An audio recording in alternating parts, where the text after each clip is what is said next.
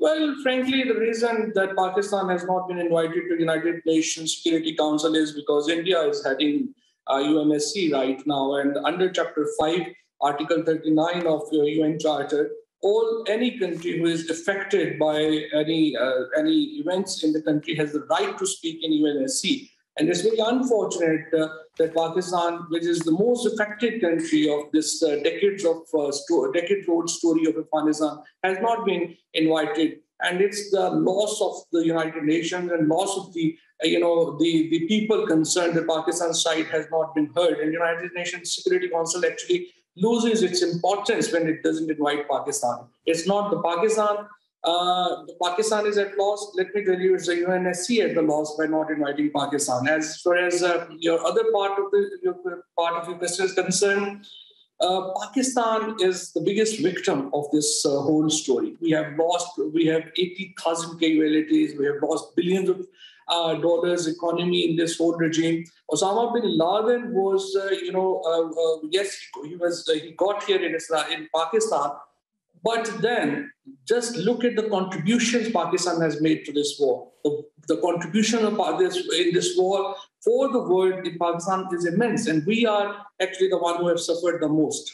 Well, I would argue that the people of Afghanistan have suffered the most in terms of 20 years war, longer than that, decades-long war, going back as long as we can remember. How are you going to help those who don't want to stay in Afghanistan, who fear this Taliban regime? Will you open up your borders? Who is controlling your border between Pakistan and Afghanistan?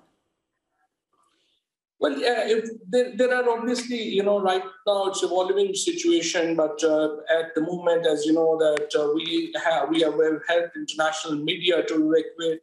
We have opened, we have facilitated international organizations, media people, and all other people in Kabul who wanted to evacuate. We have opened our embassy doors for them, and we have facilitated people from all different, from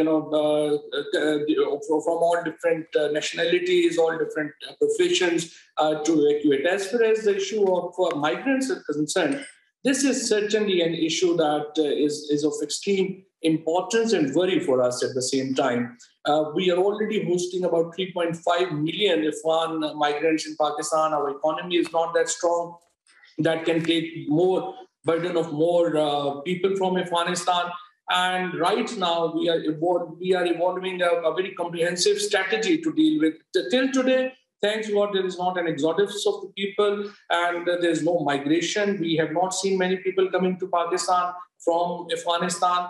But if situation deteriorates, then obviously we will need not only that we need our own strategy, we will need international help to combat that situation. OK, Mr. Chaudhry, I want to talk to you about women and girls' rights and their education and their job opportunities under the Taliban in just a second, but I want to update our viewers. The Taliban have just released this statement saying that Mullah Baradar, the group's founder and chief of its political office, along with a delegation, have just arrived in Afghanistan's Kandahar province. We have been talking about this today. Prominent members of the Taliban, now that Kabul is under their control, arriving in the country to form that government we've been talking about. Mr. Chaudhry, let's just talk about women and girls. You had a phone call with Malala Yousafzai, who, of course, as a schoolgirl, was shot by the Taliban simply for going to school. And you made a promise to her that you would protect women and girls' right to an education in Afghanistan. I think your National Security Council has called for respecting the rule of law, protecting fundamental human rights and ensuring that Afghan soil was not used for any terrorist activity. These are all big promises. How do you hold the Taliban to them? Well, you see, this is not a kind of a bilateral effort, but this is a multilateral effort that is continuing right now.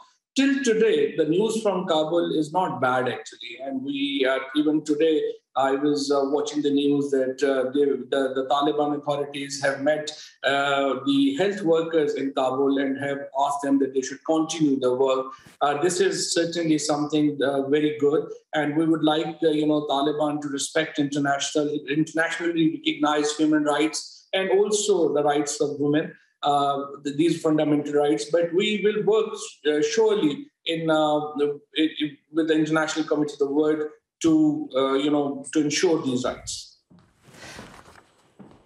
Fawad Chaudhry, Pakistan Information and Broadcasting Minister, thank you very much for talking to us here on Sky News. Really appreciate your time.